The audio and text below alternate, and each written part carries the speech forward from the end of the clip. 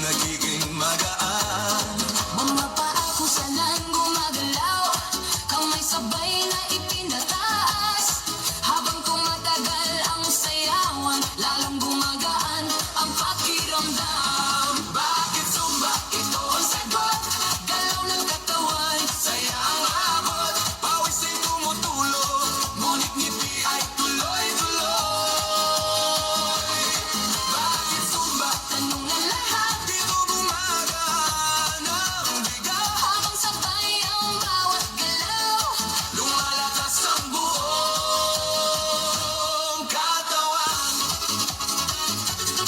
Hey, hey! Kapag sama-sama ang grupo, mas nagiging masigla ang galaw. sigaw ng saya sa